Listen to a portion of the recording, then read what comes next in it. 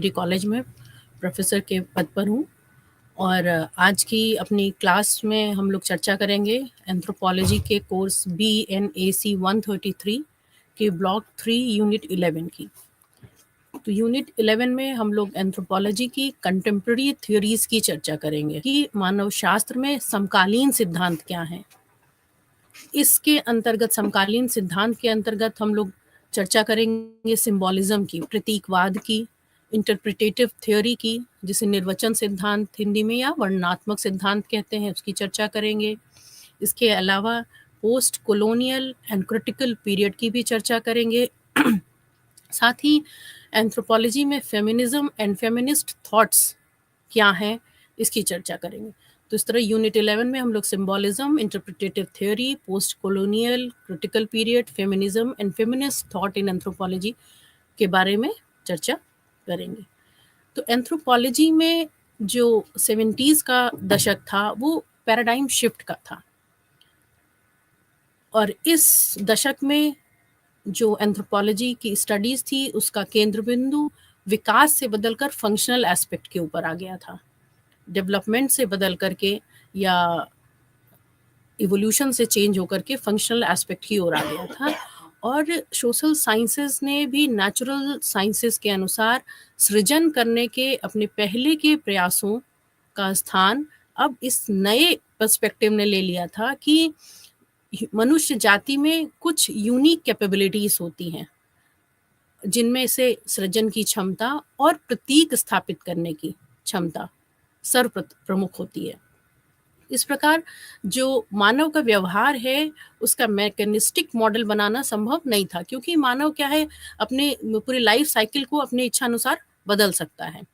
तो एक जो मेजर ट्रांसफॉर्मेशन की तब जब शुरुआत हुई, जब पुरुष और श्वेत केंद्रित एकेडमिक कम्युनिटी में विविधता आई और जो रिसर्च के पूर्व ऑब्जेक्ट्स थे, मतलब अनुसंधान के जो पूर्व विषय थे, अपने स्वयं के अधिकार से विद्वान बन गए और पहले के पॉजिटिविस्ट अप्रोच के लेवल्स, अजम्पशंस और पैराडाइम के संबंध में प्रश्न करने लगे। तो अब ये ज़्यादा एविडेंट हो गया था कि जो प्रोपोगेट किया जा रहा सत्य या ट्रुथ केवल एक ही पर्सपेक्टिव से ट्रुथ था, जबकि दूसरों के पर्सपेक्टिव से, जिसमें कि नेटिव एंथ्रोपोलॉजिस्ट, फीमेल्स, मार्जिनल्स, इनके जो पर्सपेक्टिव हैं, इन पर्सपेक्टिव्स को निर्धारित भी नहीं किया गया था। लेकिन बाद में जो पोस्ट कॉलोनियल क्रिटिक नाम दिए जाने से यह स्पष्ट हो गया कि उपनिवेशीकरण या कोलोनाइजेशन के एक से अधिक रूप थे, जिसमें कई कैटेगरी के लोग थे और जिनके ज्ञान के प्रसार की कोई आवाज नहीं बन पाई थी। और इसमें कौन से लोग थे इस कैटेगरी? इसमें मुख्यतः जो महिलाएं थी उनको नहीं सुना जाता था।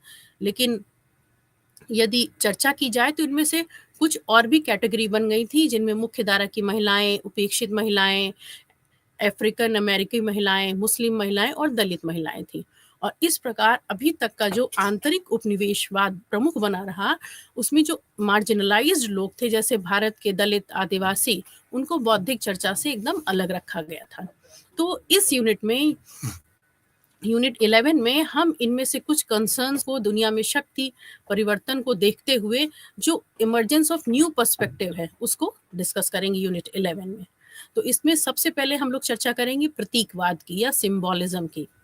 तो जो सिंबॉलिज्म है एंथ्रोपोलॉजी में, वो इसका जो उद्भव हुआ, इसका इमर्जेंस हुआ अमेरिका में संरचनावाद, मेटेरियलिज्म और मार्क्सिज्म के रिएक्शन के रूप में। अमेरिका में प्रतीकवाद या सिंबॉलिज्म का उदय हुआ। तो जो सिंबॉलिक एंथ्रोपोलॉजी है वह यह अध्ययन करता है कि लोग किस प्रकार से अपनी सराउंडिंग को समझते हैं, मनुष्य जो किस प्रकार से परसीव करता है अपने चारों ओर के वातावरण को, अपनी सराउंडिंग्स के। और सिंबॉलिज्म के अनुसार संस्कृति जो है की सिंबल्स और रिचुअल के इंटरप्रिटेशन से निकले हुए अर्थ की एक स्वतंत्र व्यवस्था है। तो ये प्रतीकवाद जो है, ये अमेरिका में मैंने बताया कि संरचनावाद, मटेरियलिज्म और मार्क्सिज्म इसके रिएक्शन के रूप में इमर्ज हुआ था।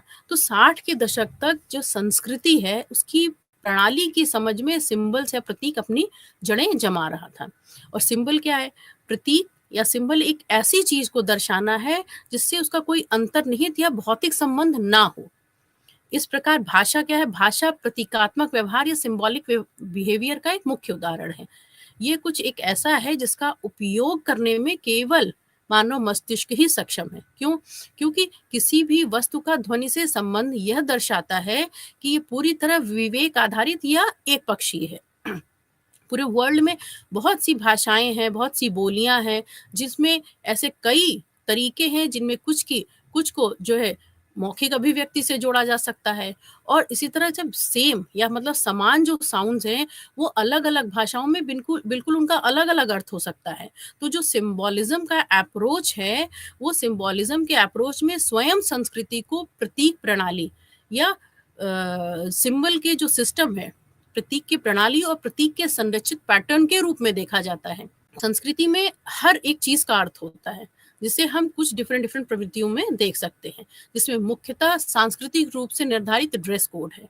दूसरी ओर हमने सांस्कृतिक रूप से समझे जाने वाली बहुत सारी स्क्रिप्ट्स भी डेवलप करी हैं, जिससे कि हम क्या करते हैं, साइंस, जेस्चर और एक्शंस को समझते हैं। क्यों? क्योंकि जो सिंबॉलिक बिहेवियर की प्रक्रिया भी आम है और शेयर्ड है, साझी है। यदि हम इसको कहें तो दूसरे शब्दों में तो कहा जा सकता है कि जो शेयर्ड मीनिंग के अनुसार ही एक समुदाय के सभी लोग एक दूसरे से आसानी से क्या करते हैं, संवाद कर सकते हैं। और जबकि किसी भी जो साझा अर्थ प्रणाली के बाहर रहने वाले व्यक्ति उससे निरक्षर होते हैं, कि एक समुदाय के लोग जो आपस में संवाद करते हैं वो शेयर्ड मीनिंग के अनुसार संवाद करते हैं, और अच्छी तरह से हम कम्युनिकेट कर सकते हैं अपनी बात को उस कम्युनिटी के अन्य लोगों तक। लेकिन जरूरी नहीं है कि दूसरी कम्युनिटी के लोग भी उसी अर्थ प्रणाली को उसी रूप में समझे जिस रूप में हम समझाना चाहते हैं। तो इस संदर्भ में वह व्यक्ति उस शेयर्ड मीनिंग के दृष्टिकोण से देखा जाए तो वह निरक्षर समझा जा सकता है। तो इसी तरह से यह भी निश्चित किया जा सकता है कि संस्कृति के जो बहुत सारे एस्पेक्ट हैं उनका अर्थ केवल तभी पता चलता है जब उन्हें अर्थ की एक बड़ी प्रणाली के अंतर्गत संदर्भित किया जाए, उस कंटेक्स्ट के अंतर्गत समझा जाए। तो अर्थ भी क्या है, वो दो स्तरों पर विद्यमान होता है, एक कर्ता के स्तर पे और दूसरा उच्चतर स्तर पर, जिसमें प्रकार का संबंध समाज के सामान्य स्तर से होता है। और यदि हम उच्चतम स्तर या हायर लेवल के अर्थों का मूल्यांकन डिडक्टिव रीजनिंग के द्वारा करें तो हम एक उदाहरण से इसको समझ सकते हैं कि एक स्वतंत्रता दिवस पे नेशनल फ्लैग क्या होता है, उसका ध्वजारोहण किया जाता है, राष्ट्रीय ध्वज का ध्वजारोहण किया जाता है। तो प्रतिभागियों के स्तर पर यह राष्ट्र की स्वतंत्रता का, राष्ट्र की अस्मिता का प्रतीक है। लेकिन यदि हम रियल रूप में देखें या वास्तविक रूप में देखें तो अस्तित्व के बिना एक संरचना के तौर पर यह राष्ट्र की सैद्धांतिक धारणा के क्या है, विपरीत है। यह एक अनिश्चित संगठन को प्रतीकात्मक अर्थ देने का एक तरीका है, जिसे बनाए रखने के लिए निरंतर किया जाना जरूरी है, मतलब हर वर्ष इसको किया जाना जरूरी है। दूसरे शब्दों में यदि हम समझते हैं तो यदि लोगों को समय समय पर यह याद ना कराया जाए, वह भी एक असरदार तरीके से कि राष्ट्र मौजूद है, तो ये भूल जाएंगे। तो इस तरह की जो गतिविधियां हैं वह लोगों में इस बात का अर्थ गहरी छाप छोड़ने के लिए, गहराई से बैठाने के लिए की जाती हैं। और इस तरह से राष्ट्र की धारणा व्यक्ति के अंदर ध्वजारोहण के द्वारा गहरे बैठा दी जाती है और उनके भीतर राष्ट्रभक्ति का एक संदेश देने का प्रयास किया जाता है। तो जब सिंबल एनालिसिस के पूर्व चरणों में विश्लेषक या एनालिस्ट ही था जिसे यह निर्णय लेने का विशेषाधिकार था कि वस्तु योजना में कृत्यों या वस्तुओं का क्या अर्थ होगा। विक्टर टर्नर, एडमंड लीच, शेरी ऑर्टनर, ये सब जो एंथ्रोपोलॉजिस्ट थे, विद्वान थे, इनके द्वारा जो सिंबल एनालिसिस एथनोग्राफी की पृष्ठभूमि में किए गए थे। लेकिन विश्लेषण अर्थ का निर्णय संबंधित विद्वान का ही होता था, जो कि स्वयं विशेषाधिकार व्यक्ति स्वयं को मानता था।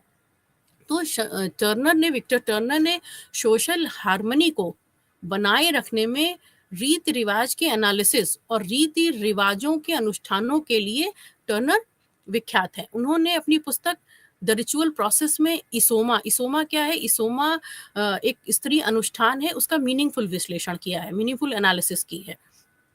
मैंने अभी बताया कि टर्नर सोशल हार्मनी को बनाए रखने में रीति रिवाज की एनालिसिस के लिए विख्यात माने जाते हैं। तो उन्होंने एक पुस्तक लिखी ritual process, the ritual process. इसमें उन्होंने एक स्त्री अनुष्ठान जिसका नाम है इसोमा, उसकी मीनिंगफुल एनालिसिस की है। इसमें उन्होंने प्रजनन क्षमता संबंधी जो रिचुअल होते हैं इस एनालिसिस में इसोमा के में शामिल है। और ये जो इसोमा है ये एक बड़े अनुष्ठान का हिस्सा है जिसमें पूर्वजों की सोल्स भी शामिल होती हैं। तो टर्नर ने ऐसी एनालिसिस करने की अपनी विधि में पहले उन अर्थों को स्पष्ट किया है जो कि स्थानीय लोग, मतलब उन्होंने डेम्बू लोगों के बीच में इस इसोमा की स्टडी की थी। तो इस एनालिसिस करने से पहले उन्होंने उसको स्पष्ट किया जो डेम्बू लोग स्वयं के प्रतीकों को देते हैं। उसके बाद उन्होंने इस इसोमा की एनालिसिस की। तो इस विशिष्ट आंकड़े को एकत्र करने के बाद टर्नर ने ज़्यादा जनरलाइज्ड और मतलब सामान्यीकृत और विश्लेषणात्मक स्तर पर आ जाते हैं, जनरलाइज्ड और एनालिटिकल लेवल पे आते हैं कि डेम्बू अपने प्रतीकों का अर्थ अधिकांशतः उस नाम से लेते हैं जो उसे वो स्वयं देते हैं। जैसे कि डेम्बू लोगों की भाषा में अनुष्ठान के लिए चिड़िका शब्द का प्रयोग किया जाता है। चिड़िका का मतलब होता है ऑब्लिगेशन, प्रतिबद्धता। तो इस प्रकार अनुष्ठान करना अधिकांश तौर पर उनके लिए एक ऑब्लिगेशन है। और इसोमा जो अनुष्ठान है, इसोमा रिचुअल, उन पूर्वजों के प्रति एक ऑब्लिगेशन के रूप में किया जाता है जो नाराज हो गए हैं और कष्ट दे रहे हैं, क्योंकि उन्हें पर्याप्त रूप से सम्मान नहीं दिया गया, उन्हें पर्याप्त रूप से याद नहीं किया गया। ऐसा टर्नर ने अपने इसोमा की एनालिसिस में स्पष्ट किया। तो इस प्रकार जो मातृवंशी डेम्बू थे उनमें सामाजिक स्थिति महिलाओं के जरिए देखी जाती है, लेकिन अधिकार पुरुषों के हाथ में होता है। तो उनकी मान्यता के अनुसार डेम्बू जो महिलाएं होती हैं वे अपने पति के साथ रहती हैं और अपने मातृ पूर्वजों को भूल जाती हैं। ऐसी स्थिति पर पूर्वज आत्माएं महिलाओं में बार बार बच्चा ना होने या उनकी प्रेगनेंसी टर्मिनेट हो जाने या जीवित बच्चे बहुत दिनों तक जीवित ना रहकर ऐसा काम करके उन्हें निरंतर कष्ट देते हैं। और ऐसे मामलों में वो बहुत सफल मां नहीं बन पाती, जो कि डेम्बू महिलाओं का मुख्य लक्ष्य होता है। तो ये सब चीजें टर्नर ने अपने प्रतीकों के एनालिसिस से स्पष्ट किया था डेम्बू लोगों के बीच में। तो टर्नर के अनुसार ऐसी प्रत्येक वस्तु का एक सिंबॉलिक मीनिंग होता है जो कि किसी अनुष्ठान का हिस्सा हो। तो परंपरागत रूप में इसका स्वयं न होकर यह किसी अन्य का प्रतीक होती है। अनुष्ठान की प्रत्येक मद में नई चीजों और ज्ञात अज्ञात लोग के बीच में, इस जगत में जीवित लोगों और सोल की एक अज्ञात दुनिया के बीच में संबंधों का भी पता मिलता है। तो इसोमा जो एक रिचुअल का नाम है वह भी एक प्रतीकात्मक नाम है, क्योंकि इसका शाब्दिक अर्थ है इसोमा का अपने स्थान से भटकना अथवा बिना संबंध के आना। और जब इसोमा का अर्थ पीड़ित महिला के संदर्भ में डेम्बू लोगों में लिया जाता है तो इसका अर्थ होता है कि उसके बच्चे वहां से भटक रहे हैं अथवा उनसे दूर जा रहे हैं जहां उन्हें होना चाहिए। तो इसका एक मीनिंग यह भी है कि मातृवंशियों को याद नहीं किया जा रहा है और पूरी अनुष्ठान की प्रक्रिया में इससे एक विरोध प्रक्रिया का भी पता चलता है इस रिचुअल की एनालिसिस करने वालों को। और इस विरोध प्रक्रिया के लिए लेवी स्ट्रॉस ने क्या किया था, मानव मस्तिष्क को जिम्मेदार ठहराया था। लेकिन टर्नर के लिए डेम्बू अनुष्ठानों की प्रतीकात्मकता का संबंध केवल मस्तिष्क से नहीं है और ना ही केवल ब्रह्मांड में मौजूद बहुत कॉग्निटिव कैटेगरीज से है, जैसा कि लेवी स्ट्रॉस ने पहले सुझाया है। टर्नर इसे उग्र भावनाओं जैसे दुख, क्रोध, स्नेह को निकालने के तरीके मानते हैं। वे इस अनुष्ठान को लक्ष्य उन्मुखी बताते हैं जिन्हें कुछ प्राप्त करने के लिए किया जाता है। तो इसोमा के मामले में वे पति पत्नी को साथ रखने में सफल होते हैं, लेकिन मातृवंशीय भाई बहनों को इसके माध्यम से शांत करते हैं। और इस प्रकार जो मातृ और पितृस्थानिक मतलब मेट्रीलोकल और पेट्रीलोकल निवासियों के बीच डेम्बू समाज के जो इनहेरेंट कॉन्ट्रडिक्शन है उसको समाप्त करते हैं। इसी प्रकार एडमंड लीच ने वार्षिक अनुष्ठानों की प्रतीकात्मकता पर अपने प्रसिद्ध निबंध में बताया कि पेंडुलम की तरह रिवर्सल की प्रक्रिया के द्वारा कैसे समय को मापा जाता था। वो उदाहरण देते हुए स्पष्ट करते हैं कि होली के त्योहार के दौरान बहुत सारी भूमिकाओं का रिवर्सल होता है। जैसे महिलाएं पुरुषों को पीटती हैं। लठमार होली में हम लोगों ने देखा है, मथुरा की लठमार होली में महिलाएं पुरुषों को पीटती हैं, छोटे बड़ों पर रंग फेंकते हैं, बहुत सारे प्रतिबंध हट जाते हैं। दूसरे शब्दों में कहें तो समाज अपनी सामान्य दिनचर्या से थोड़ा अलग हट जाता है, और ये रिवर्सल एक पड़ाव को चिन्हित करता है कि पुनः एक नव वर्ष की शुरुआत हुई है। और अन्य संस्कृतियों के अनुष्ठानों में भी इस तरह के एनुअल रिवर्सल पाए जाते हैं, जो यह चिन्हित करता है कि ये जीवन का ये पड़ाव है और अब एक नया वर्ष, नया समय पुनः प्रारंभ हुआ है। अनुष्ठानों की एक अन्य सुविख्यात प्रतीक विश्लेषण वैन गैनप ने भी किया था लाइफ साइकिल रिचुअल्स के एनालिसिस के रूप में। वैन गैनप ने किसी भी रिचुअल के 3 चरणों की पहचान की है, जो कि सामाजिक स्थिति से दूसरी सामाजिक स्थिति में ट्रांजिशन को इंगित करती है। इसमें जो उनका पहला चरण था वो स्टेज ऑफ सेपरेशन का या पृथक्करण का चरण था। दूसरा चरण है लिमिनल स्टेज, सीमांतीकरण की प्रक्रिया, सीमांतीकरण का चरण है। और तीसरा चरण है स्टेज ऑफ इनकॉर्पोरेशन या समावेशन का चरण होता है। और उदाहरण के लिए हम अपने समाज में विवाह को देखते हैं, जहां पहले स्टेज में लड़के और लड़की को दूल्हा और दुल्हन का नाम दिया जाता है। विवाह के प्रारंभिक चरण में, पहले चरण में जो 2 लोगों के मध्य वैवाहिक संबंध स्थापित होते हैं, तो लड़की को दुल्हन और लड़के को दूल्हा, ब्राइड एंड ग्रूम नाम दिया जाता है, और यह नाम उन्हें उनके सामान्य जीवन से अलग कर देता है। इसके बाद जो वैवाहिक अनुष्ठानों से सुनिश्चित किया जाता है कि वो लिमिनल स्टेज में प्रवेश करें और कुछ समय तक समाज में अपने नियमित कार्यों को निलंबित रखें। लोग भावी जीवन की तैयारी करने के लिए अपने नियमित काम को छोड़कर एक अलग प्रकार के मोड में चले जाते हैं, और यह चरण वास्तव में शादी संपन्न होने तक चलता रहता है, और फिर जो मैरिड कपल होता है वो पुनः नियमित दिनचर्या में लौट आता है। तो जो समावेशन का अनुष्ठान या द रिचुअल ऑफ इनकॉर्पोरेशन है, वो अनुष्ठान भी बाकी चरणों की तरह ही इंगित किया जाता है। जैसे कि जब कोई नई बहू अपने घर में पहली बार भोजन बनाती है, तो परिवार के अन्य सदस्य उसे बधाई देते हैं या प्रतीक के रूप में कुछ न कुछ उपहार देते हैं। तो ये रिचुअल ऑफ इनकॉर्पोरेशन होता है कि वो नई महिला है उस नए परिवार की एक सदस्य के रूप में समायोजित कर ली जाती है, और फिर से वो पति पत्नी या ब्राइड ग्रूम की जिंदगी एक नई दिनचर्या में प्रवेश करती है, जहां व्यक्ति की स्थिति हमेशा के लिए बदल जाती है। तो इस तरह वैन गैनप ने एक पूरे सिंबॉलिक साइकिल के भीतर विभिन्न अनुष्ठानों को इंटीग्रेट किया है, और वो मानते हैं कि ये जो सिंबॉलिक साइकिल है वो इंटीग्रेटेड है। तो इस सिद्धांत को सर एडमंड लीच ने प्रतीकात्मक मनोविज्ञान के अंतर्गत शामिल किया था, कि जिसे उन्होंने कंसेप्ट ऑफ लिमिनैलिटी की अवधारणा का प्रयोग इसके लिए किया था। इसी तरह एक अन्य विद्वान ऑर्टनर ने की सिंबल्स या मुख्य प्रतीकों का सिद्धांत दिया था। उनके अनुसार हर संस्कृति आधार के रूप में एक प्रमुख प्रतीक का, एक मुख्य मतलब की सिंबल का प्रयोग करती है, और उसके इर्द गिर्द वो अपनी आइडेंटिटी का सृजन करती है। और अधिक कॉम्प्लेक्स कल्चर में अपने समाज के विभिन्न पहलुओं के लिए एक से अधिक की सिंबल्स हो सकते हैं, जैसे कि राष्ट्रीय ध्वज किसी एक राष्ट्र के व्यक्ति की पॉलिटिकल आइडेंटिटी का प्रतीक है, लेकिन प्रत्येक धर्म का अपना मुख्य प्रतीक हो सकता है, जैसे क्रिश्चियंस के लिए क्रॉस, हिंदुओं के लिए स्वास्तिक इत्यादि। और ऑर्टनर ने जो की सिंबल्स हैं उनको भी 2 मूल प्रकारों में बांटा, एक संक्षिप्त प्रतीक और दूसरा वर्णनात्मक प्रतीक, मतलब समराइजिंग सिंबल्स और एलैबोरेटिंग सिंबल्स में बांटा था। तो जो वर्णनात्मक प्रतीक है या एलैबोरेटिंग सिंबल्स हैं, उसके आगे भी मुख्य प्रदेश और मुख्य रूपकों में बांटा है। तो ऑर्टनर ने जो की सिंबल्स हैं उनके 2 प्रकार बताए, समराइजिंग सिंबल्स और एलैबोरेटिंग सिंबल्स। और एलैबोरेटिंग सिंबल्स भी 2 तरह थे, एक की सिनेरियो, दूसरा रूट मेटाफर्स, मुख्य प्रदेश और मुख्य मूल रूपकों में बांटा।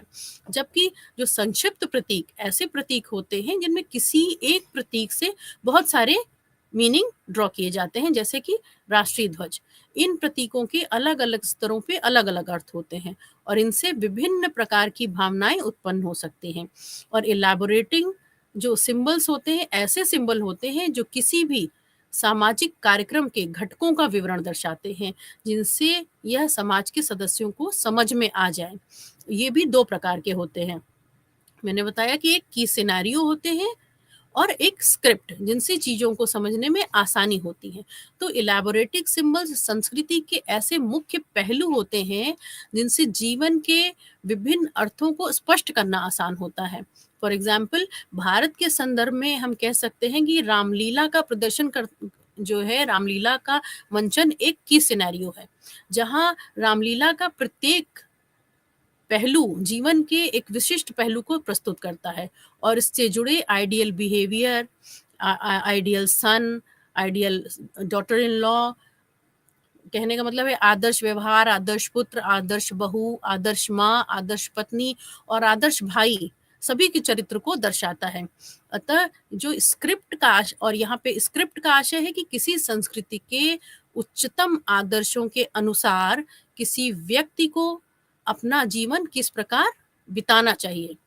और रूट मेटाफर्स, मूल रूपक या सामाजिक प्रतीक, किसी के जीवन का केंद्रीय पहलू होते हैं। वे निर्वाह पैटर्न, भौगोलिक स्थिति आदि के अनुसार अलग अलग होते हैं। उदाहरण के लिए चरवाहों के लिए जो रूट मेटाफर होते हैं, उनके जीवन का पूरा ताना बाना उनके पशुओं के इर्द गिर्द ही बुना होता है। इवांस प्रिचार्ड ने न्यूअर के ऊपर अपनी एथनोग्राफी का संदर्भ एथनोग्राफी लिखी, जो इसमें इसको पढ़ के एक आसानी से कहा जा सकता है कि जो न्यूअर लोगों का जीवन है, उसमें रूट मेटाफर मिलते हैं, वो पशुओं के इर्द गिर्द ही मिलते हैं। न्यूअर को दिन का समय, वर्ष का समय, मौसम का वार्षिक चक्र, जलवायु, रंग, एस्थेटिक्स और उनके जीवन के प्रत्येक एस्पेक्ट जो है मवेशियों से ही जुड़ा हुआ होता है। तो इसलिए सिंबॉलिक एनालिसिस से स्पष्ट होता है कि सभी सांस्कृतिक लक्षण, रीति रिवाज और व्यवहार का एक अंडरलाइन मीनिंग होता है, जो कि किसी भी प्रतीक और इसके अर्थ के बीच संबंध पूरी तरह से आर्बिट्रेरी है।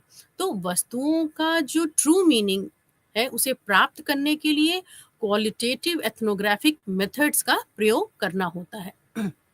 और ये जो अर्थ होते हैं, वो लेटेंट और अंडर द कर्टन, मतलब अदृश्य और सतही, दोनों प्रकार के होते हैं। प्रायः इसके एक से अधिक एस्पेक्ट हो सकते हैं और अलग अलग श्रेणियों के लोगों की अपनी अपनी अर्थ प्रणाली, मतलब ओन सिस्टम ऑफ मीनिंग भी हो सकता है। इस प्रकार आर्टर ने इस तरह अपने सिंबोलिज्म को स्पष्ट किया था कि सिंबल किस प्रकार से एनालाइज किया जा सकता है। उसमें भी 2 तरह के प्रतीक होते हैं। फिर उसके बाद उन्होंने जो वर्णनात्मक प्रतीक बताए थे, उसमें भी 2 प्रकार की प्रतीकों की चर्चा की और इसे भिन्न भिन्न उदाहरणों से स्पष्ट किया। अब सिंबोलिज्म के बाद हम लोग चर्चा करेंगे निर्वचन सिद्धांत या इंटरप्रिटेटिव थ्योरी की। इंटरप्रिटेटिव थ्योरी दी थी क्लिफर्ड गर्ट्ज ने। क्लिफर्ड गर्ट्ज द्वारा दिए गए इंटरप्रिटेटिव थ्योरी के अनुसार सभी संस्कृतियां महज सिस्टम ऑफ मीनिंग्स ही हैं, अर्थ की प्रणालियां ही हैं, जो केवल इस वजह से एक दूसरे से जुड़ी होती हैं क्योंकि किसी एक भाग के अर्थ को दूसरे के अर्थ द्वारा ही स्पष्ट किया जा सकता है। इसका मतलब यह है कि सभी अर्थ प्रणालियों से ही संदर्भित है, मतलब all are the contextualised to the entire system of meaning.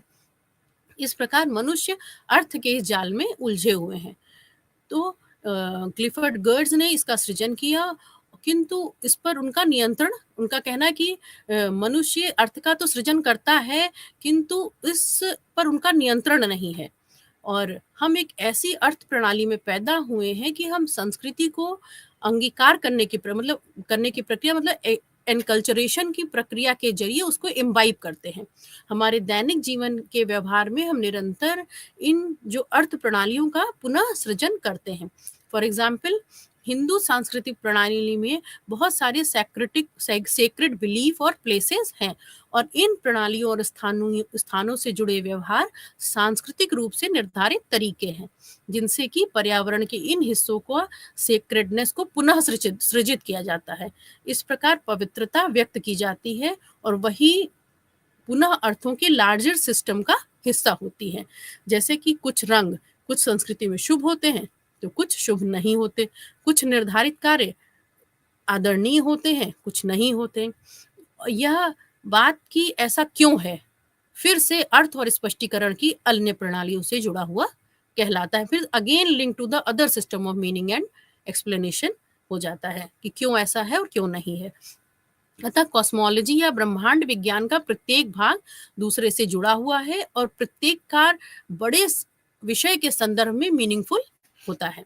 गर्ड्स ने कहा था कि कल्चरल एंथ्रोपोलॉजी के नियम कानूनों की तलाश, कल्चरल एंथ्रोपोलॉजी नियम कानूनों की तलाश का विज्ञान नहीं है जिसे कानून की आवश्यकता हो, बल्कि यह अर्थों की आवश्यकता में निर्मित निर्वचन विज्ञान था, इंटरप्रिटेटिव साइंस था। इस प्रकार उन्होंने पहले की पॉजिटिविस्ट जो स्टैंड पॉइंट थी उसकी आलोचना की। क्लिफर्ड गर्ट्स के अनुसार इंटरप्रिटेटिव थ्योरी केवल तभी संभव है यदि हम उसमें शामिल हों, जिसे उन्होंने थिक डिस्क्रिप्शन या स्थूल आशय कहा। इसका मतलब है कि जो किसी कृत्य के अर्थों की गहराई तक जाने का प्रयास करता है। इनसे केवल वही अर्थ नहीं है जो इसे एनालिस्ट दे रहा है, बल्कि इसमें वह अर्थ भी होता है जो कर्ता इन पर आरोपित कर रहा है। जब हम किसी भी सांस्कृतिक कृत्य के वर्णन का सामना करते हैं तो प्रश्न ऑब्जेक्टिविटी और सब्जेक्टिविटी का नहीं होता, बल्कि उस कृत्य के इम्प्लीकेशन का होता है। इसका मतलब यह है कि ये जो कृत्य या एनैक्ट किसके लिए था, यह क्यों बनाया गया, उसे उस मौजूदा संस्कृति की जो लार्जर स्कीम है, बृहत्तर अर्थ योजना में किस प्रकार रखा जाए इत्यादि। तो संस्कृति क्या है, सार्वजनिक अर्थों से निर्मित हुई है। यदि इसे एक समुदाय द्वारा या सामूहिक रूप से ना समझा जाए तो सांस्कृतिक अर्थ अर्थहीन हो जाएंगे। कहने का अभिप्राय यह है कि संस्कृति अपने समुदाय के भीतर रहकर ही अर्थवान होती है, और समुदाय या सामूहिक रूप से पृथक यदि उन संस्कृति के तत्वों को रखा जाए तो वो मीनिंगलेस हो जाएंगे। इस प्रकार संस्कृति क्या है, कंटेक्स्ट है। यह भौतिक कृत्यों का ब्रह्मांड नहीं है, बल्कि इन कृत्यों का अर्थ के अर्थ होते हैं जो उन्हें समाज के सदस्यों को समझने के योग्य बनाते हैं। तो एंथ्रोपोलॉजिस्ट का कार्य किसी भी कल्चर के सदस्यों के साथ इस प्रकार संवाद करने में सक्षम होना है कि कोई भी अपनी बात उन्हें अच्छी तरह से समझा सके। इसलिए किसी को यह समझने के लिए कि क्या हो रहा है और यह क्यों हो रहा है, इसे समझना पड़ेगा, जिसे गर्ट्ज ने the informal logic of everyday life, दैनिक जीवन का अनौपचारिक तर्क कहा है। दूसरे शब्दों में बात करें तो यह प्रदर्शन करने वाले की सार्थकता पर निर्भर है। और फिर से कहा जाए तो सांस्कृतिक वर्णन की आवश्यकता जरूरी नहीं कि हमेशा स्पष्ट हो, यह अस्पष्ट भी हो सकती है, क्योंकि वास्तविक जीवन में संस्कृति अक्सर ऐसी ही होती है। तो जो एथनोग्राफर्स हैं उनको लेखन कार्य करना चाहिए, लेकिन उन्हें उन लोगों या घटनाओं से दूर नहीं होना चाहिए जिसके बारे में वो लिख रहे हैं। तो एथनोग्राफर्स जो लेखन कार्य करते हैं, एथनोग्राफी लिखते हैं, वो उसके उन लोगों या घटनाओं जिनके बारे में वो लिख रहे हैं उनके साथ रहना चाहिए। दूसरे शब्दों में कह सकते हैं कि जो उनका लेखन है वो बहुत अधिक एब्स्ट्रैक्टेड नहीं होना चाहिए, जैसा कि स्ट्रक्चरल फंक्शनल विद्वानों द्वारा संक्षिप्त और स्पष्ट विश्लेषण प्राप्त करने के हित में किया गया था कि वो जो वर्णन था बहुत ज्यादा एब्स्ट्रैक्टेड था। वो इंटरप्रिटेटिव थ्योरी के अनुसार वैसा नहीं होना चाहिए। इसमें जीवंत पहलुओं को बनाए रखना चाहिए, भले ही इसके आशय का वर्णन लंबे चौड़े और अस्पष्ट हो। तो क्लिफर्ड गर्ट्स का थिक डिस्क्रिप्शन सा जो वर्ड देते हैं वो थिक डिस्क्रिप्शन, उसका मीनिंग यही था कि जो भी एथनोग्राफर्स वर्णन करते हैं वो मीनिंगफुल हो, भले ही इसको स्पष्ट करने के लिए वो कितना भी लंबा डिस्क्रिप्शन उन्हें देना पड़े। तो इसका उदाहरण उन्होंने कॉकफाइट, बाली में जो कॉकफाइट और जावा के मार्केट्स का वर्णन देते हुए क्लिफर्ड गर्ट्स ने थिक डिस्क्रिप्शन को अच्छी तरह से स्पष्ट किया है, और इसकी छोटी छोटे संस्कृति के पहलुओं को बताते हुए उन्होंने उसकी सविस्तार चर्चा की है। इंटरप्रिटेटिव थ्योरी के चर्चा के बाद चर्चा करेंगे हम लोग उत्तर उपनिवेशवाद और उत्तर आधुनिक समालोचना की, post colonial and post modern critic की। तो एंथ्रोपोलॉजी के लिए आधुनिकतावादी काल या मॉडर्निस्टिक पीरियड का आरंभ एज ऑफ रीजन के साथ ही हुआ।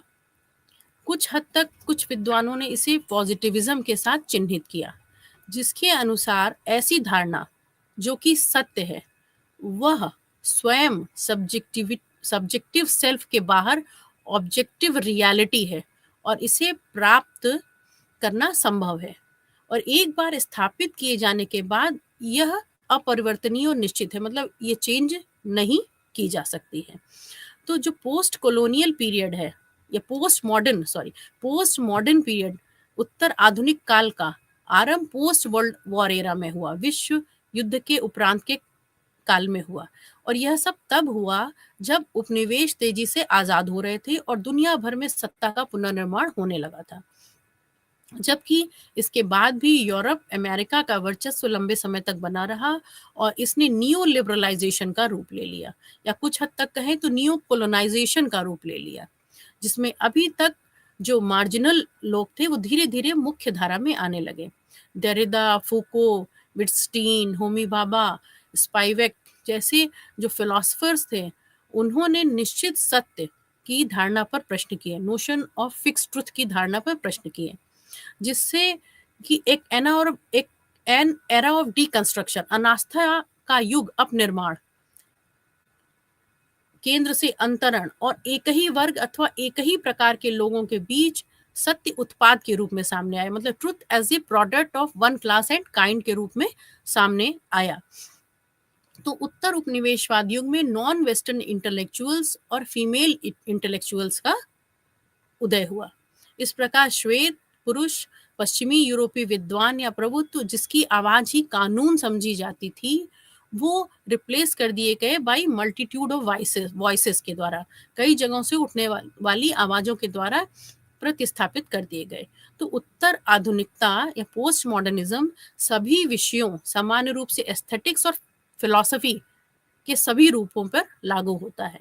एंथ्रोपोलॉजिस्ट के लिए पोस्ट मॉडर्निज्म की अपनी विशिष्ट महत्ता थी, क्योंकि परिभाषा के अनुसार एंथ्रोपोलॉजी के रूप में श्वेत पुरुष औपनिवेशिक मानवविज्ञानियों द्वारा अन्य या अदर्स का अध्ययन शामिल था। इन अध्ययनों में अन्य पूर्वाग्रहों के बारे में ज्ञान प्रस्तुत करने और उसकी समालोचना करने की आधारशिला पूर्ववर्ती उपनिवेशों से Edward Said, Talal, Asad, Gayatri Spivak, Lila Abu Lughod जैसे अन्य गैर यूरोपीय विद्वानों द्वारा प्रदान की गई थी। तो जो श्वेत बंधुता या व्हाइट फ्रेटर्निटी के भीतर से Eric Wolf, James Clifford, Stephen Tyler आदि जैसे कई आवाजें उठी जिन्होंने पहले से स्थापित जो सत्य था, ट्रुथ था, उसकी आलोचना की। सत्य के दावे के संबंध में प्रस्तुत की गई ऐसी ही एक प्रमुख आलोचना कि क्या यह स्वीकार करने में भी कोई मुक्ति नहीं है कि कोई भी अन्य के संबंध में अब नहीं लिख सकता, मानो वे दो अलग अलग ऑब्जेक्ट्स या टेक्स्ट हों। ये गेट्स कहते हैं। यह मानना कि एक पद्धति या मेथड के रूप में एंथ्रोपोलॉजिस्ट का स्वयं सत्य की खोज में उनका निष्प्रभावी होना एक पतन के रूप में उजागर हुआ। जैसे जैसे अधिकाधिक मानव विज्ञानी पुनः अध्ययन करने के लिए आगे आए, यह पाया गया कि प्रत्येक व्यक्ति का अपना अपना एक दृष्टिकोण होता है और वे सत्य के रूप में किसे प्रस्तुत करते हैं। स्वाभाविक सी बात है कि हर व्यक्ति सत्य को अपने दृष्टिकोण से प्रस्तुत करेगा, तो सत्य के भी कई रूप हो सकते हैं। यह व्यक्ति या दृष्टिकोण पर निर्भर करता है। तो निस्संदेह यह पता चला कि हम कभी भी अन्य की भावना से अधिक दूर नहीं होते और दोनों को अलग करना लगभग असंभव है। तो डायरी ऑफ मेलिनोस्की के पब्लिकेशन से पता चला कि एंथ्रोपोलॉजिस्ट भी मानव है और उनका उसके क्षेत्र से एक इमोशनल संबंध हो जाता है, भावनात्मक संबंध होता है।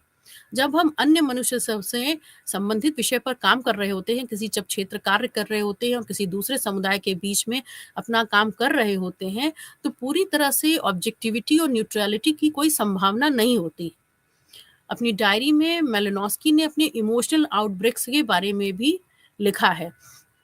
वो लिखते हैं कि अवैयक्तिक अवलोकनकर्ता अपने अध्ययन के दौरान वो इम्पर्सनल ऑब्जर्वर का मुखौटा उतारते हैं और उसे अपनी सब्जेक्टिव रिस्पॉन्स में बताते हैं कि लोगों के साथ वह अपने जीवन के कुछ वर्षों को शेयर करने के लिए फोर्स थे।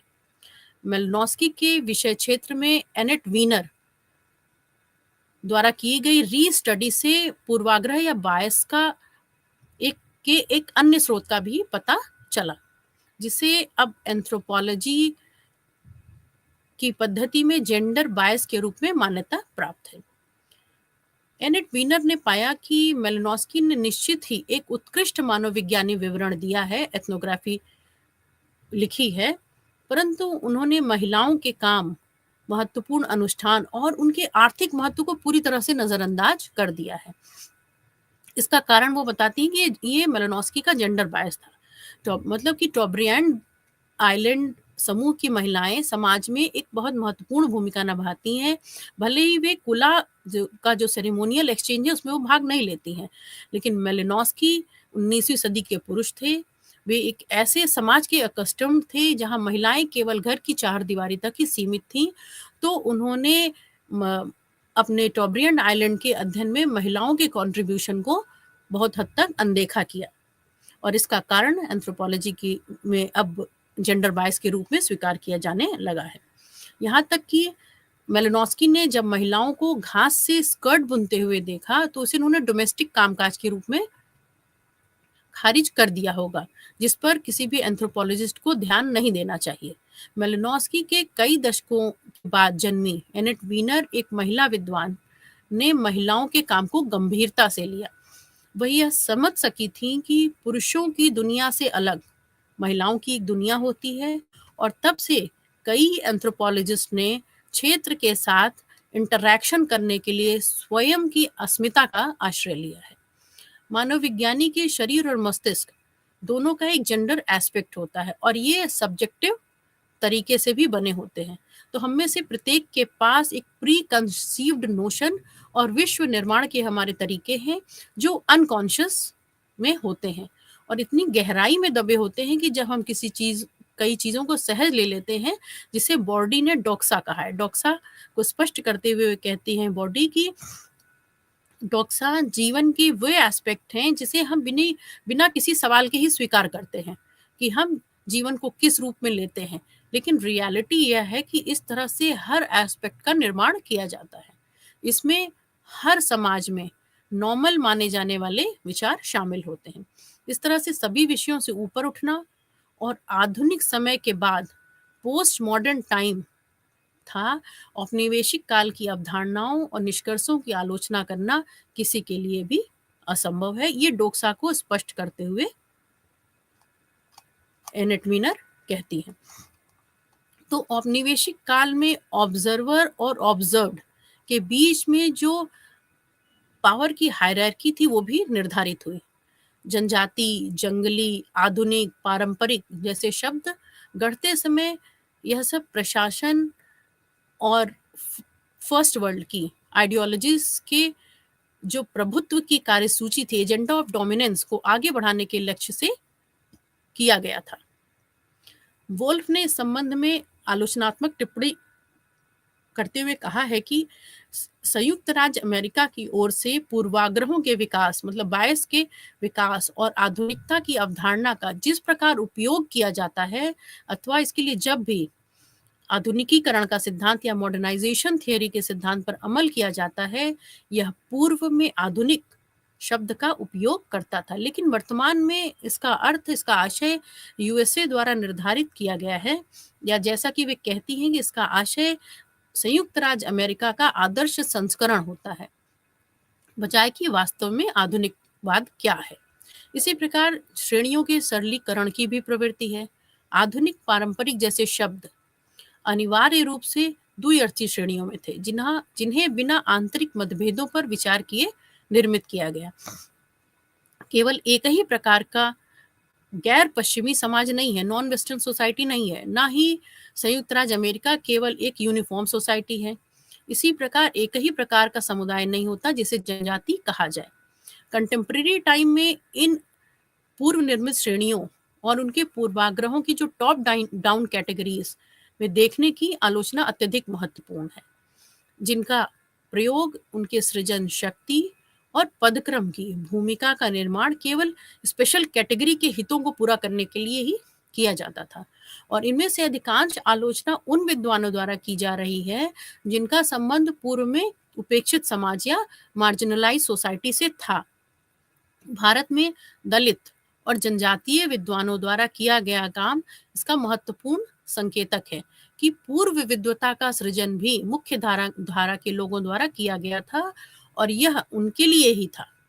यह विद्वता फॉर्मल स्ट्रक्चर या औपचारिक संरचनाओं का निर्माण करने, एक्सपीरियंशियल रियलिटी का वर्णन करने के लिए अधिक विचारशील और उन्मुखी थी, मोर रिफ्लेक्सिव और ओरिएंटेड थी।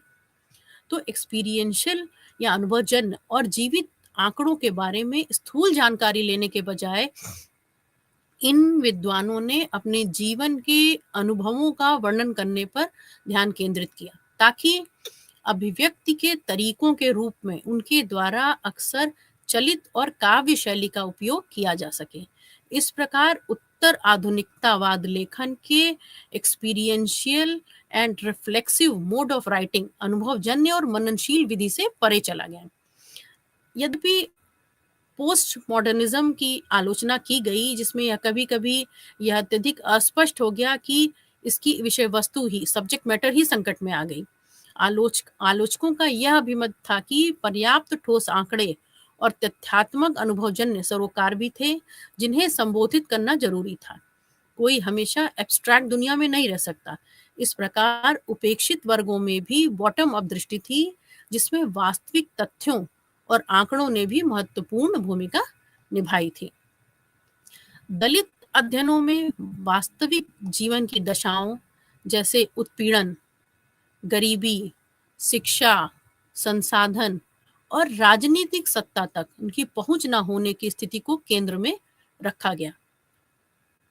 जनजातीय अध्ययनों में जनजातियों के लिए भूमि और संसाधन, अस्मिता और आत्ममीमांसा के अधिक विचारशील विवरण के साथ साथ अत्याचारों के तथ्यात्मक आंकड़ों पर फोकस किया गया है।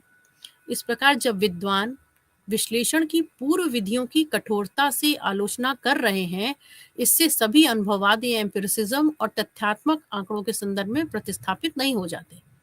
तो प्रलेखित या डॉक्यूमेंटेड और ओरल दोनों ही प्रकार की इतिहास की भूमिका भी मानव विज्ञान संबंधी एथनोग्राफी में महत्वपूर्ण भूमिका निभाती है। चाहे वो ओरल हिस्ट्री हो, चाहे वो डॉक्यूमेंटेड हिस्ट्री हो, दोनों ही तरह की हिस्ट्री एथनोग्राफी के लिखने के समय अपनी बहुत महत्वपूर्ण भूमिका का निर्वहन करती है, जिसने स्वयं और समाज द्वारा श्रेणीकृत दोनों प्रकार की आइडेंटिटीज पर फोकस किया है। तो इसको स्पष्ट करते हुए कहा जा सकता है कि चाहे वो दलित अध्ययन है तो अपने वास्तविक जीवन की दशाओं को अपने अध्ययन के केंद्र में रखते हैं, जनजातीय अध्ययन है तो वो जनजातीय जीवन की समस्याओं को अपने अध्ययन के केंद्र में रखते हैं। और इस तरह से जब एनालिसिस करी जाती है या एथनोग्राफी लिखी जाती है, तो चाहे वो ओरल हिस्ट्री हो, चाहे वो डॉक्यूमेंटेड हिस्ट्री हो, उन सब को अपनी एथनोग्राफी में स्थान देना चाहिए, जिससे कि स्वयं और समाज द्वारा जो श्रेणीकृत दोनों प्रकार की अस्मिताओं पर फोकस किया जाए, अर्थात दोनों ही पहलुओं को फोकस करते हुए उस एथनोग्राफी को लिखा जाए और तब वास्तविक स्थिति का ही भान हो सकता है। और यही कारण था कि मानव विज्ञान में उत्तर औपनिवेशिक युग बहुत महत्वपूर्ण है। इसकी चर्चा करने के बाद हम लोग अब द फेमिनिस्ट क्रिटिक या नारीवादी आलोचना की चर्चा यूनिट 11 के अंत में करेंगे। अब फेमिनिस्ट क्रिटिक क्या है? नारीवादी आलोचना श्वेत पुरुष केंद्रित अनुशासन के विघटन का एक रूप है। मतलब नारीवादी आलोचना व्हाइट मेल सेंट्रिक जो डीकंस्ट्रक्शन है उसका एक रूप है, जैसा कि औपनिवेशिक काल या कॉलोनियल पीरियड के एंथ्रोपोलॉजी के समय था। अबू लुघोड़ द्वारा ये स्पष्ट किया गया है कि नारीवाद महिलाओं के स्वयं कुछ बनने और एक वस्तु की अपेक्षा एक व्यक्ति अथवा पुरुष का पूरक बनने में मदद करने के लिए समर्पित आंदोलन है। नारीवादी दृष्टिकोण या फेमिनिस्ट अप्रोच एंथ्रोपोलॉजी के समक्ष कुछ मेथोडोलॉजिकल इश्यूज सामने लाता है। पहला, यह महत्वपूर्ण दृष्टिकोण था जिसकी जड़ें पुरुषों और महिलाओं के बीच पावर डिफरेंशिएशन और कम से कम यूनिवर्सल सबऑर्डिनेशन के किसी रूप को स्वीकार करने में थी। इस अर्थ में कुछ आरंभिक नारीवादी विद्वान, फेमिनिस्ट स्कॉलर्स, यहाँ तक कि कुछ एंथ्रोपोलॉजिस्ट ने कल्चरल रिलेटिविज्म की आलोचना की, जिसमें मार्गरेट मीड जैसे विद्वान भी शामिल हैं। मीड ने अमेरिकी महिलाओं की कई पीढ़ियों को ये बताकर प्रेरित किया था कि जीव विज्ञान निश्चित नहीं था। मार्गरेट मीड का काम sex and temperament in 3 primitive societies एक ओरिजिनल वर्क था, जो यह दर्शाता है कि पौरुषत्व और स्त्रीत्व मतलब मैस्कुलिनिटी और फेमिनिटी क्या होता है। यह समाज दर समाज भिन्न हो सकता है। मैस्कुलैरिटी एंड फेमिनिटी हर समाज में अलग अलग हो सकता है। दूसरे शब्दों में समझें तो प्रकृति ने पुरुष और महिला को एक दूसरे से अलग नहीं बनाया था, लेकिन सांस्कृतिक रूप से इन्हें अलग किया गया था। ये महिलाओं की सार्वभौमिक अधीनता यूनिवर्सल सबऑर्डिनेशन के खिलाफ चला गया। इसका जो अर्ली फेमिनिस्ट थिंकर थी, फेमिनिस्ट स्कॉलर्स थी, विशेषकर रेडिकल नारीवादियों फेमिनिस्ट द्वारा चिन्हित किया गया, जिन्होंने बायोलॉजी और सेक्सुअलिटी के साथ साथ यूनिवर्सल सबऑर्डिनेशन की पहचान की। हालांकि पहली पीढ़ी के जो फेमिनिस्ट थे, जिन्होंने यूनिवर्सल डाइकोटोमस कैटेगरीज के रूप में पुरुषों और महिलाओं के बारे में अभिमत को अनिवार्य बना दिया था, साथ ही मैस्कुलिनिटी एंड फेमिनिटी के सार्वभौमिक निर्माण में समान समस्याओं की कई बार भारी आलोचना की थी।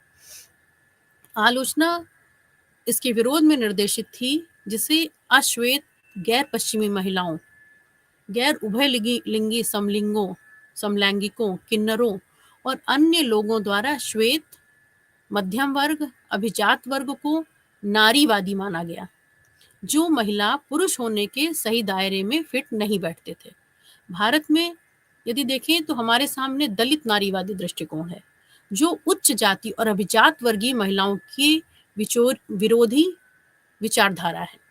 प्रत्येक मामले में ये तर्क रहा है कि ऐसे बहुत सारे मुद्दे और बहुत सारी समस्याएं हैं जो अलग अलग कैटेगरीज में लोगों के सामने आती हैं, और हर किसी को एक ही अनिवार्य अवधारणा तक सीमित नहीं किया जा सकता। उदाहरण के लिए अफ्रो अमेरिकी महिलाओं ने यौन मुक्ति के प्रति श्वेत मध्यम वर्ग की महिलाओं के प्रयासों की आलोचना की थी। उन्होंने wanting to have their man around के बारे में अपने ऑल्टरनेटिव पर्सपेक्टिव सामने रखे।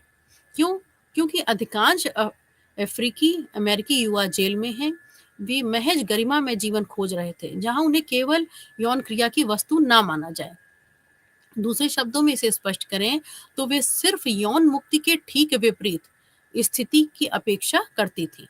इसी तरह भारत में दलित महिलाओं ने उच्च जाति की महिलाओं के मुक्ति आंदोलन की यह कहते हुए आलोचना की कि बाल और विधवा विवाह, महिलाओं की मुक्ति आदि से जुड़ी उच्च जाति की महिलाओं के सरोकारों से उनके मुद्दों का समाधान नहीं हुआ।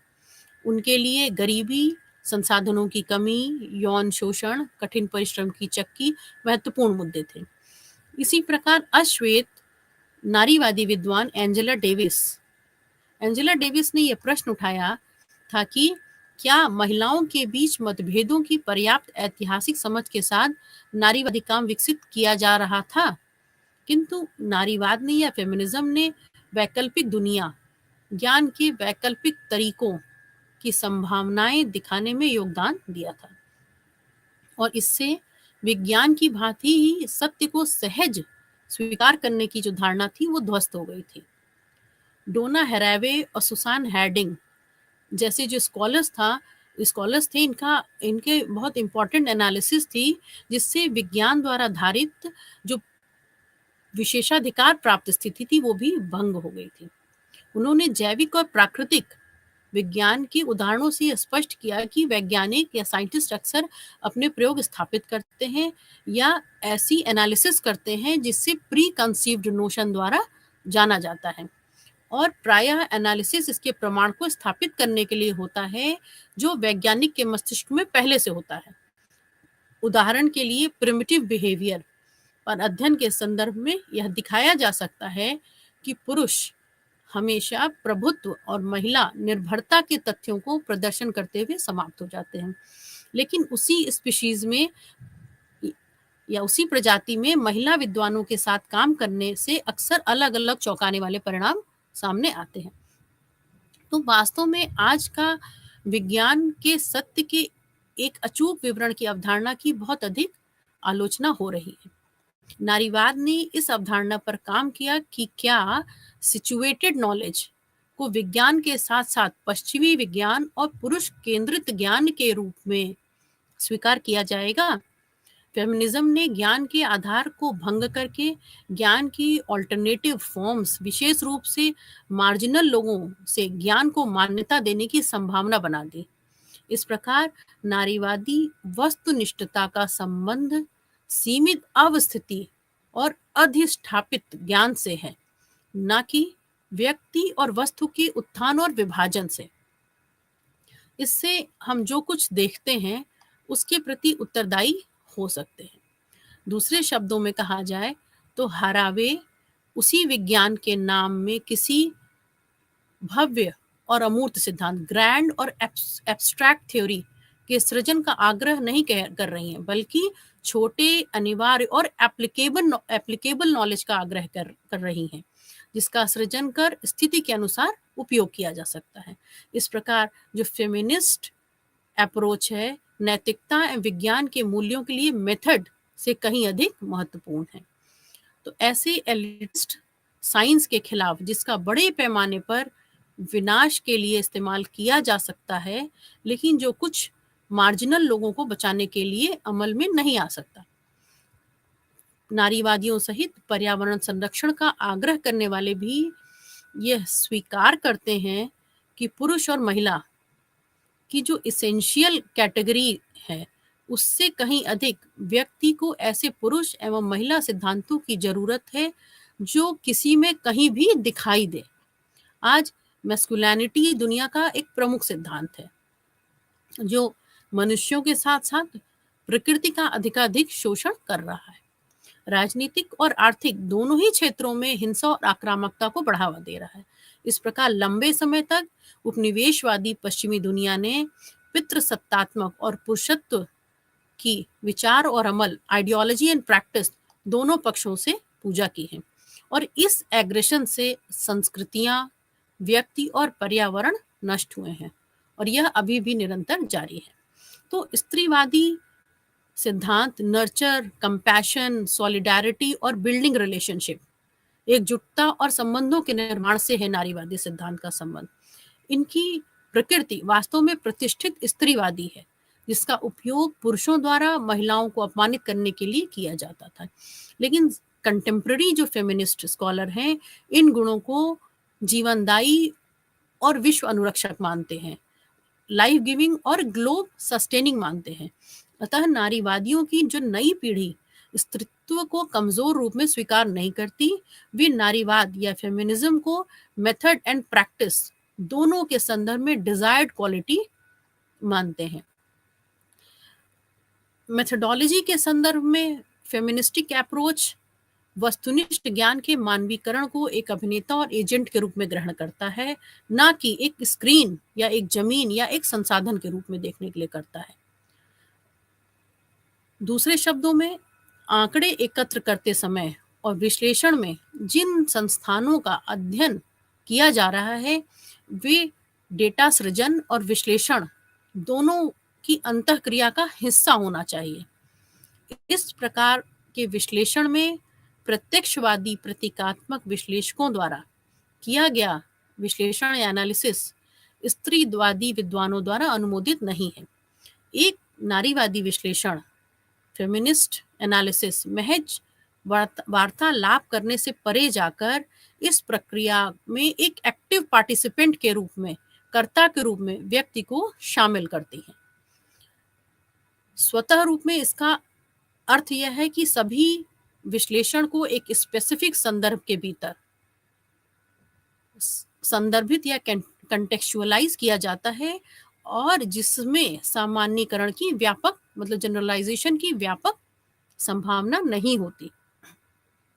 इस प्रकार जो फेमिनिस्टिक एनालिसिस है, उसका संबंध, मतलब नारीवादी विश्लेषण का संबंध महिलाओं या जेंडर से नहीं है, जैसा कि इसे इसके स्यूडो मीनिंग में लिया जाता है। नारीवादी विश्लेषण का संबंध शोध में महिलाओं के सिद्धांतों, मूल्यों और नैतिकता का समावेशन करने और उनके अनुभव लेने से है। इसका मतलब यह है कि संपोषण या नर्चरिंग, केयरिंग एंड शेयरिंग करने की अभिवृत्ति से है।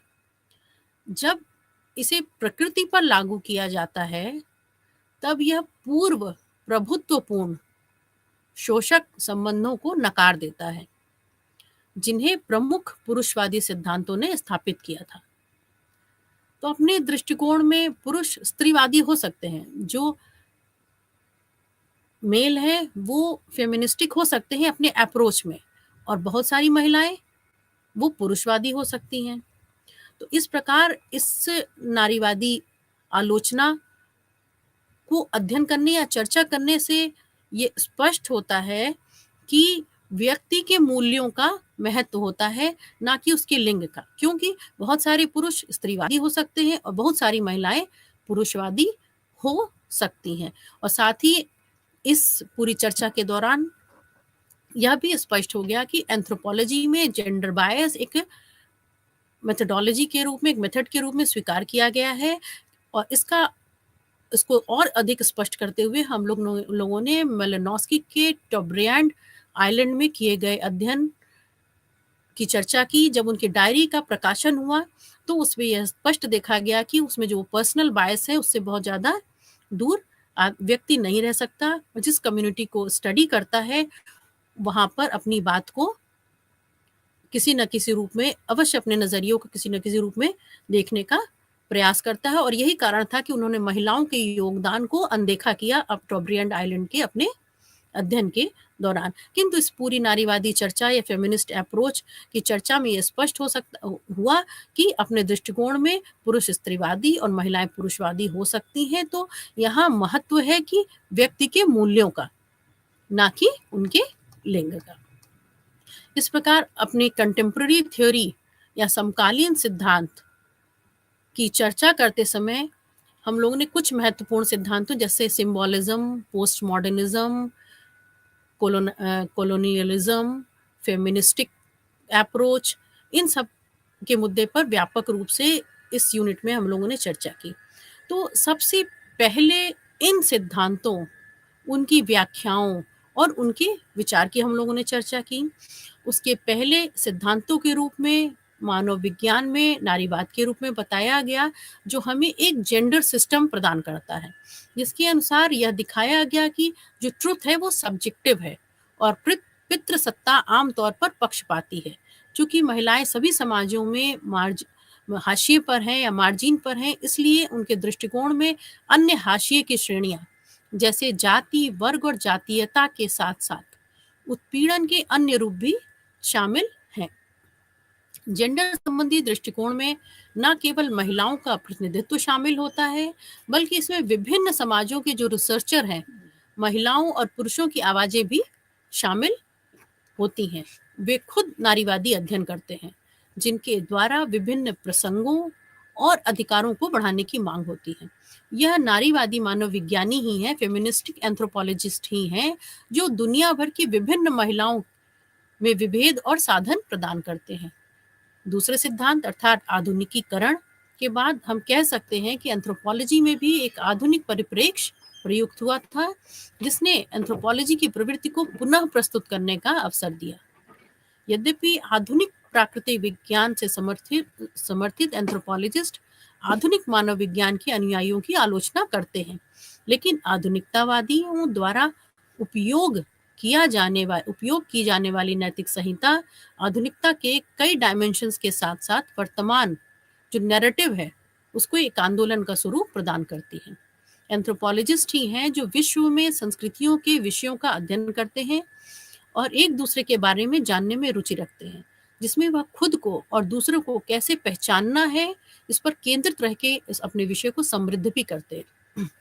आखिरकार उपनिवेशवाद से जन्मी वैश्वीकृत दुनिया में हम एंथ्रोपोलॉजी और उसके सिद्धांतों के माध्यम से सोसाइटी और कल्चर के साथ महत्वपूर्ण संबंधों के साथ साथ वेस्टर्न वर्ल्ड के उपनिवेशों के विनाश के बारे में भी देखते हैं।